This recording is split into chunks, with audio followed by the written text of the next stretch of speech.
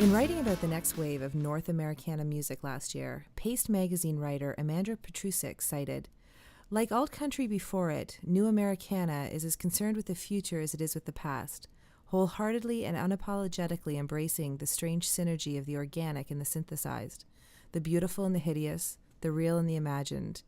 It is new highway and old mountain together and at peace." Beyond the walls of popular commercial radio rock, and about a few miles down a dirt road, next to a boarded-up gas station, lies a whole new breed of storytellers emerging with guitars in hand, standing on stages around the world, offering lo-fi, sparse, and airy musical experiences. The new troubadours telling introspective tales of life as it really is in their backyard or hometown. The course is shifting back to the song and the story, leaving hype and multiple amplifier stacks in its wake. Ontario-born singer-songwriter John Allaire has embraced this resurgence of the song. He is on the verge of his sixth career release, an album called You Waitress, leaving behind a successful career of fronting award-winning indie bands for a more lonesome trail. You Waitress is your second solo album. It's your sixth career album, and it's coming out this fall. Why that title? You Waitress is the name of a song on the record, and I think it was probably the best representation of how I write songs. It's about maybe 6 or 7 people that I know or have run into, and I put them all into this one waitress, and this quirky woman who wants to be a star, you know, and has to wait tables and plays in a little band, and but has the big stars coming out of her eyes and wants to, you know, be down in New York, and maybe there's a little bit of me in there, maybe there's a little bit of a lot of people that I know, and that's sort of the way I write a lot of my songs. So I think it was sort of the best representation of my songwriting. She says music helps her pass the time. Plays accordion in a band from up the line. A tiny group they like to call out of line.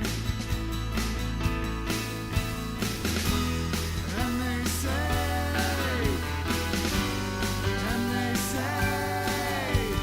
thank you, waitress, pour and sell. They really like her face as far. So what does that mean? It's more about the storytelling. Well, you know, when you're playing in a band, I think the words get lost sometimes. I think the words. I like telling stories. I like to interject real events into, or real feelings anyway, into my songs. And I think when you're screaming into a mic over, 100 dancing people or whatever, I think it just gets lost. And so I think when doing this record, I think my idea was, well, I'm going to start stripping stuff out that get in the way of the story, musically, that get in the way of the storytelling. And each song is a little story, and I think and this time you can hear it, and while you could hear the lyrics in the previous projects and whatnot, I think the real emphasis back then was on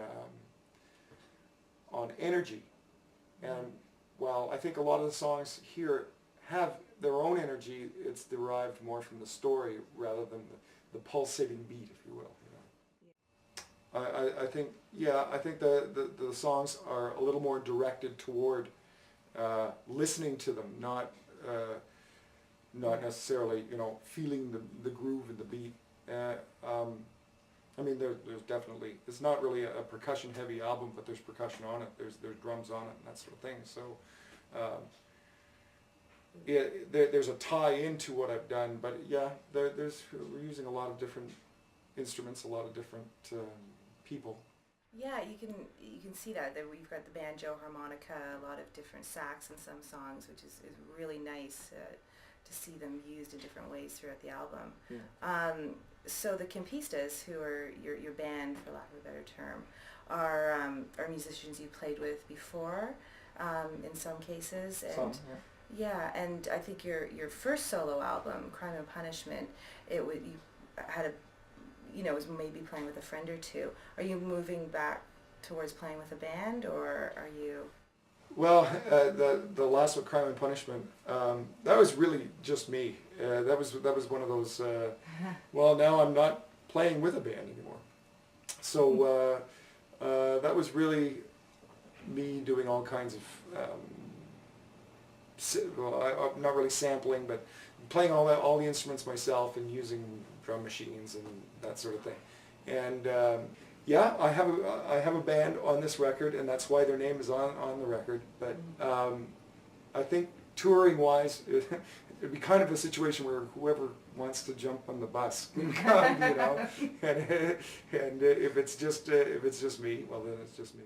So I think you talk about some of the nightmares of touring in Halton Country and off Thank You Waitress, and it's not touring with a band specifically, but just when you did tour, that there were some kind of scary places, I think. Oh, that song refers to the hell gig, it's one of those that I think musicians or anybody playing in a band or anybody who even knows anybody who's in a band is going to get a little bit of a chuckle out of. We were literally in the studio rolling on the floor when the guy who's Chad Nasrallah, when he first heard this, he's producing the album. When he first heard it, he was, I watched his expression, and he was listening for it musically.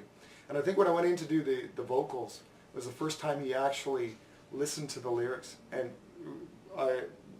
he was on the floor. It was but I think any musician that's toured will relate to this. After you got a string of like 12 shows or something, and you're right in the middle of it, and all of a sudden you get this terrible gig, right? And in a terrible place, and we were literally sitting in the van looking at each other, going, "We are pathetic. Look at this place." And you're yipping at each other, and you can't even. You can't stand the look of each other, and you still have some to go, and the manager gets you this terrible gig, so everybody's got a hate for him, and it was just one of those. And this particular one, the Halton Country Inn, is actually a place that we played in Halton County, which is west of Toronto, and there was literally, when we pulled up, 4 cars in the parking lot, and one of them was our manager's Partridge Family looking bus, and it was literally a country inn, cows in the background. Just for atmosphere. Just for atmosphere, chickens running around the cars, it was, so we played it, and I think we stole a pot of chili Well, as sort of our payment. Well, let me tell you something now. There's no street lights and there's no pavement on the road. There's one gas station and it's boarded up closed.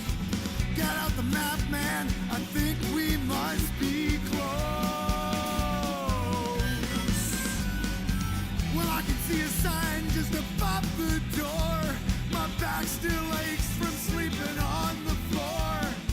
There's cars in the parking lot, I think I counted 4. It's your turn to drive, but I won't let you in. My patience with the roadie is wearing thin. All I brought with me is a ball. Well, that's a fun song on the album. A lot of your songs on Thank You Waitress have humor in them, but take a serious look at some issues.